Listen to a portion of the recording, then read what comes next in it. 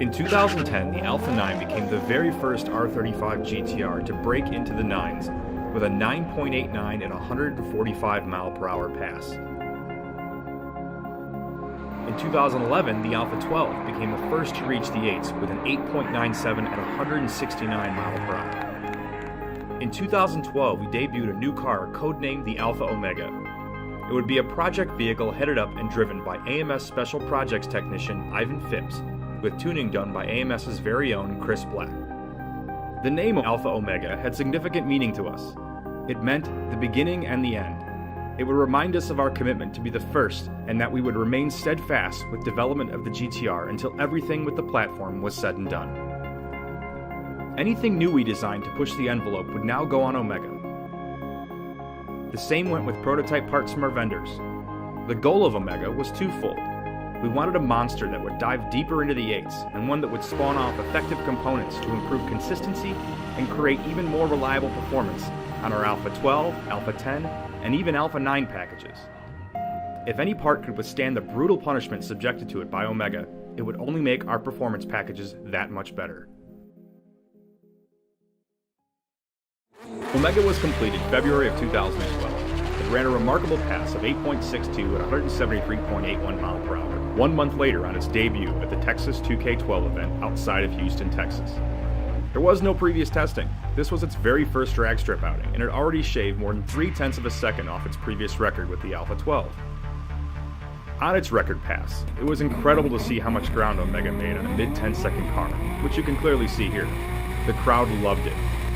That was the pass by Omega that electrified the GTR community. The GTR was the up-and-comer in the tuning world, and just like us, everyone wanted to see where it would go. There was more to come, only 1 week later, the Spring 2012 Texas Mile event in Beeville. Even with the boost turned way down, traction was limited. Even so, Omega smashed the GTR top speed record with a 233.1 mile/hour pass, all done within a 1 mile limit. This, however, was not without a hitch. Ivan crossed the finish line bouncing up off a dip in the runway as he pulled the parachute, causing Omega to go into a massive slide well over 200 miles/hour. Luckily, both him and the car made it through safely.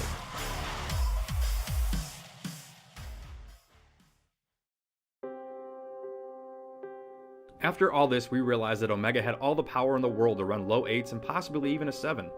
The problem was lack of traction. Even the best drag radials were no match for what Omega could dish out. With spinning tires and undesired wheel hop, the problem needed to be addressed in order to cut lower 60-foot times. The drivetrain also needed attention. Both the transmission and the engine were strong, but Omega was breaking axles. So throughout the course of the year, plans were made to develop a full drag suspension, drag wheels and tires, thicker axles with stronger splines, and even a full set of carbon rotors to slow it down sooner. Progress was made at the 2013 Chicago Wanna Go Fast half-mile event in Moni, Illinois.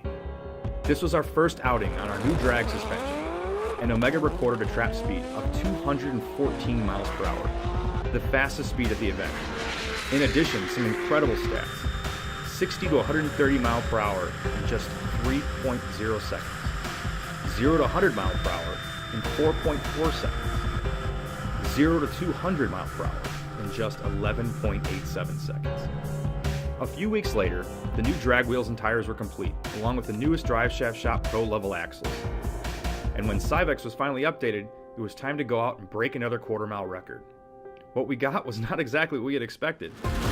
On Thursday, July 11, 2013, a few hours before the track closed, Omega laid down a respectable and quick 8.25 second pass for the new quarter-mile record. There was time for another run, and with one more tuning adjustment from Chris, Ivan felt a 7-second pass was possible. The anxiety was high. Unfortunately, a prolonged power outage at the track brought everyone's night to a close. On Friday, we returned to work with one thing on our mind. What would have happened had we been able to make that third pass? Speculation turned into preparation to head to the track on Saturday. As we drove into the pits on Saturday afternoon, the facility was packed. The density altitude was far from favorable at 2,129 feet. It was humid, and the temperature was in the low 80s, but that was the last thing on all of our minds. After a long wait in the staging lanes, Ivan Phipps, driver and head technician behind Omega, was to make a run. He pulled onto the track and did a short dry hop to clean the tires. With a good but less than perfect launch, Ivan was off. We were silent from that moment until the board lit up. 7.984 seconds at 186.14 mile per hour. We went wild. Omega brought us what we wanted, and now AMS held the title for building the first 9, 8, and 7 second GTR. Some insane stats for that record pass. 0 to 60 mile per hour in only 1.72 seconds. 60 to 130 mile per hour in just 2.67 seconds.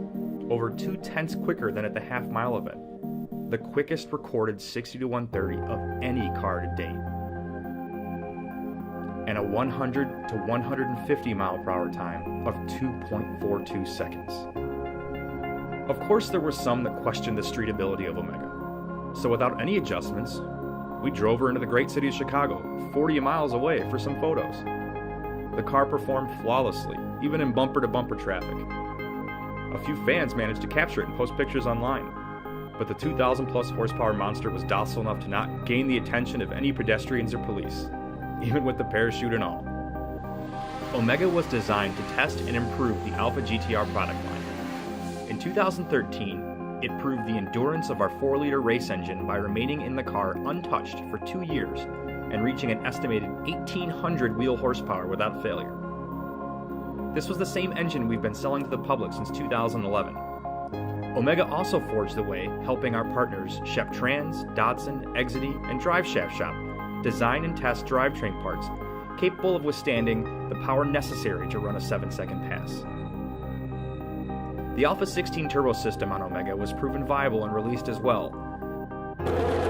This program really demonstrated its effectiveness in January of 2014 with a customer's Alpha 16, showing we are now nearing the performance numbers of Omega in a full-weight GTR.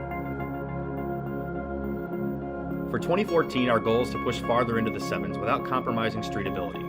This improved version of Omega will be testing our new billet block, cylinder head program, camshafts, and intake manifold, which after proven effective, will most likely reach production, just like the Alpha 16 package did. While we plan to expand and explore the boundaries of the street car's abilities, we're not planning on crossing the line to a race car. Things like Lexan windows and stripping or gutting the car are not in our plans. At this point, we feel it's important to our customers and fans to leave Omega a street car so they can relate to its characteristics of a real car that can be driven in traffic, to the store, or across the country. We look forward to what 2014 has in store. The Nissan R35 GTR has proven to be an amazing platform, and we can't wait to show the world what it's capable of.